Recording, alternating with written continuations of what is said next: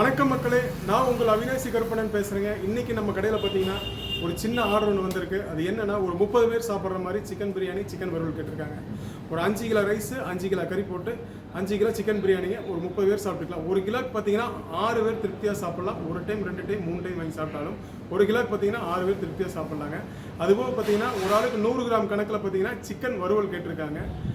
அதுபோக பார்த்தீங்கன்னா தயிர் சட்னி, குழம்பு, பிரியாணிக்கு உண்டானது. அதுபோக வாழெல்லாம் ஒரு 35 பீஸுங்க. இந்த ஆர்டரை எப்படி பண்ணுறோன்னு பார்க்கலாம். அடுப்பு க்ளீன் பண்ணி வச்சுங்க. அடுப்பை க்ளீன் பண்ணிவிட்டு விறகு ஏற்றிக்கிறோம். அவ்வளோ நெருப்பு பற்ற வச்சுட்டு நெருப்பு கொஞ்சம் விழுகிற வரைக்கும் விட்டுட்டு அதுக்கப்புறம் பார்த்தீங்கன்னா மசாலா ரெடி பண்ணிக்கலாம். இப்போ 5 கிலோ ரைஸுக்கு வந்து தண்ணி பிடிச்சி வச்சுங்க. 5 கிலோ ரைஸ் எந்த அளவுக்கு மட்டம் இருக்கோ அதை விட டபுள் மடங்கு வந்து நம்ம தண்ணி பிடிக்கணும். அதை விட 1 மடங்கு 3 மடங்கு தண்ணி பிடிச்சாலும் ஓகே தான். அரிசி கொஞ்சம் நல்லா ஊறும். அரிசி களைஞ்சி விட்டோம்னா அரிசி கொஞ்சம் நல்லா எல்லா இடத்துலையும் தண்ணி பட்டு அரிசி நல்லா ஊறிடும். ரெண்டாவது பார்த்திங்கன்னா மசாலா வந்து ரெடி பண்ணி வச்சு அது வந்து மட்டும் எடுக்க முடியல. கடை வேலை நடந்துட்டுக்காட்டி அதை மட்டும் எடுக்க முடியல. ஆல்ரெடி நிறைய வீடியோவில் நான் போட்டிருக்கேன் உங்களுக்கு.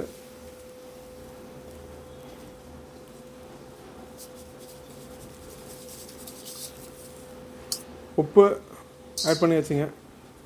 அடுத்து பார்த்தீங்கன்னா தயிர் ஆட் பண்ணியாச்சு. லெமனும் ஆட் பண்ணியாச்சுங்க. இப்போ வந்து அவ்வளோதான். அரிசி ஊறிச்சுல, அரிசி நல்லா செக் பண்ணிட்டீங்களா? போட்டலாமா? சரி, ஓகே, போட்டுருங்க.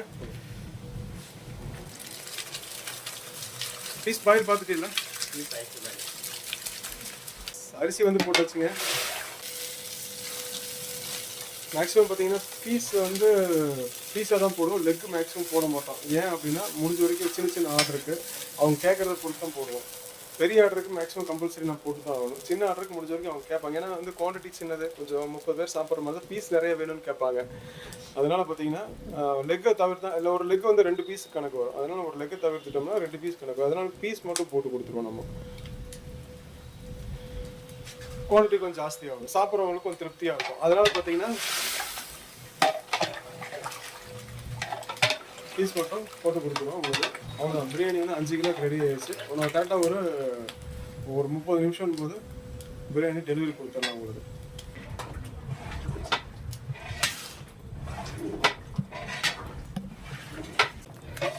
உப்பு எல்லாமே செக் பண்ணியாச்சு.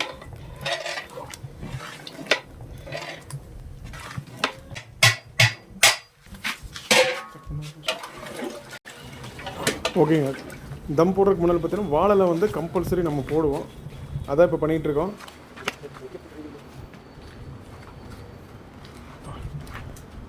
நீங்களே பிரியாணி செஞ்சாலும் வாழை வந்து மேலே போட்டுக்க. தம் போடும்போது முன்னால் வாழை போட்டு பண்ணுங்க.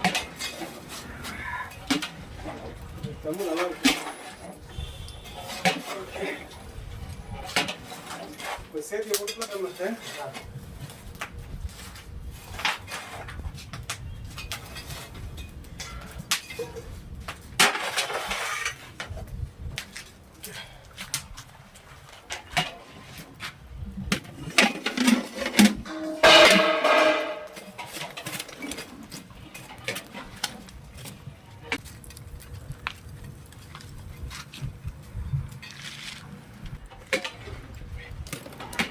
சைடு தம் பார்த்தீங்கன்னா கம்பல்சரியாக எல்லா தேக்கிலையும் போடலாம்.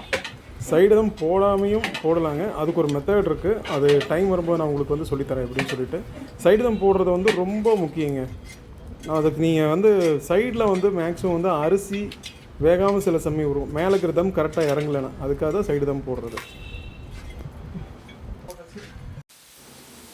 இப்போ 3 கிலோ வந்து மிளகு வறுவல் கேட்டிருக்காங்க. செட்டிநாடு மிளகு வறுவல். பீஸ் வந்து பார்த்திங்கன்னா நம்ம ஒரு 12 கிராம் பீஸ் போடுவோம். இவங்க பார்த்திங்கன்னா ஒரு 20 கிராம் பீஸாக கேட்டிருக்காங்க. பீஸ் கொஞ்சம் பெருசாக கேட்டிருக்காங்க. அதனால் பீஸ் வந்து பெருசாக போட்டிருக்கு. கொஞ்சம் செமி கிரேவியாக கேட்டிருக்காங்க. கொஞ்சம் கிரேவி வந்து டைட்டாக வேணும், தொக்கு மாதிரி வேணும்னு கேட்டாங்க. இப்போ அதை வந்து ரெடி ஆகிடுச்சிங்க. பார்சல்லையும் போட்டாச்சு.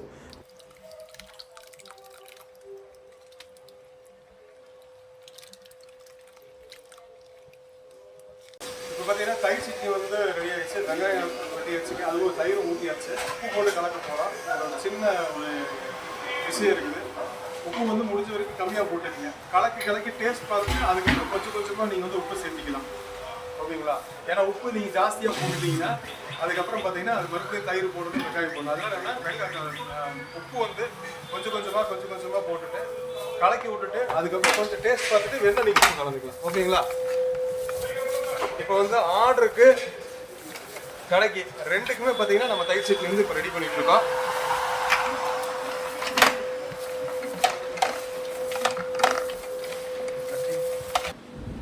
இப்போ பார்த்தீங்கன்னா உப்பு வந்து கரெக்டாக இருக்கு, பட் தயிர் பத்தல.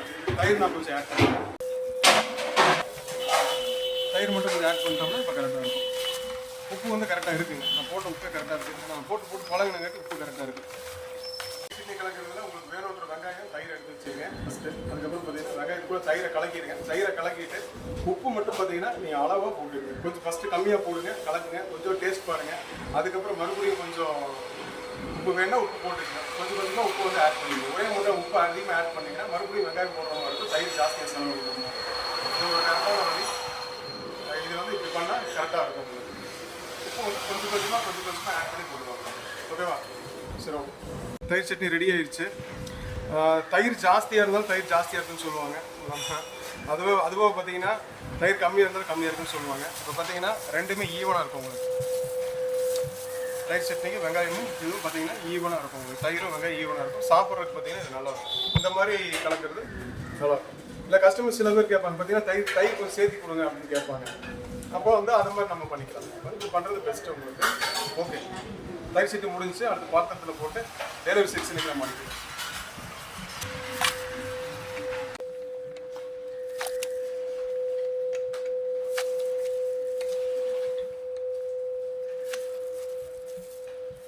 இப்போ 30 பேர்த்துக்கு உண்டான தயிர் சட்னி போதும், கரெக்டாக ரெடி ஆகிடுச்சு. ஏன்னா ஒரு ஆளுக்கு வந்து ஒரு கரண்டி இல்லை 1.5 கரண்டி வைப்பாங்க. 100 கிராம் கணக்கு ஒரு பிரியாணிக்கு கரெக்டாக இருக்கும் உங்களுக்கு தயிர் சட்னி. 1/2 கிலோ பிரியாணிக்கு 100 கிராம் தயிர் சட்னி எடுத்துக்கலாம். போடுறதுக்கு கரெக்டாக இருக்கும்.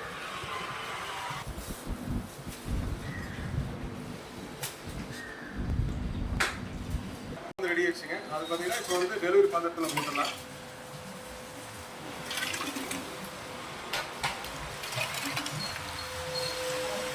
பேர்த்துக்குங்க இப்போ ரெடி ஆயிடுச்சு. குழம்பு வந்து டெலிவரி செக்ஷனுக்கு போயிடும். ஓகே, அடுத்த வேலை என்னன்னா பிரியாணி தம் முடிக்கணும். போட்டு 20 நிமிஷம் ஆச்சுங்க. இப்போ பார்த்தீங்கன்னா தம் எடுக்கலாம். இப்போ நான் தம் எடுக்கிறேன், எப்படி இருக்குன்னு பார்க்கலாம் வாங்க.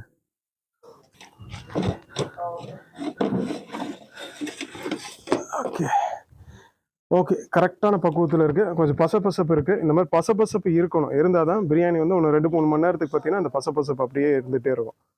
கரெக்டான டைம் தான். ஓகே, சுட்டுலாங்க. பிரியாணி தம்மு ஜம்முன்னு ஆயிடுச்சு. ஓகே,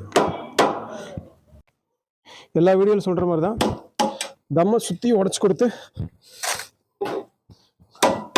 கொடுத்துட்டோம்னா பீஸை காப்பாற்றலாம். பீஸ் வந்து சின்னதாக உடையாது. சூட்டில் இருந்தால் பீஸ் உடஞ்சி போயிடும். அதனால் பார்த்தீங்கன்னா ஓகே, பிரியாணி ரெடி ஆயிடுச்சு. அஜாத்த இது இருப்பா இலையிரு.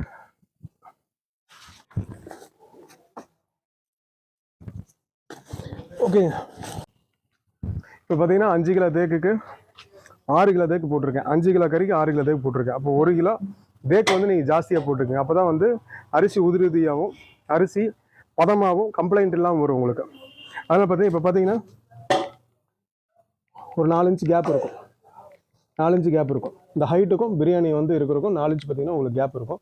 இந்த மாதிரி பிரியாணி இந்த மாதிரி சட்டியில் போட்டிங்கன்னா நல்லாயிருக்கும். நீங்கள் போடுற பிரியாணிக்கும் தேக்குக்கும் 1 கிலோ 1.5 கிலோ 2 கிலோ டிஃப்ரெண்ட் வரணும். வந்துச்சுன்னா பிரியாணி வேறு எதுவும் கம்ப்ளைண்ட் இல்லாமல் நீட்டாக வரும் உங்களுக்கு. ஓகே, இதை எடுத்துகிட்டு போயிடலாமா?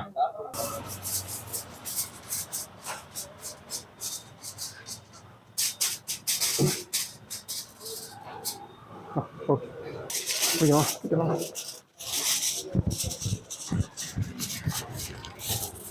உள்ள தள்ளி வச்சுக்கலாம் இல்லைண்ணா? வேண்டாம், அதை மட்டும் எடுத்து.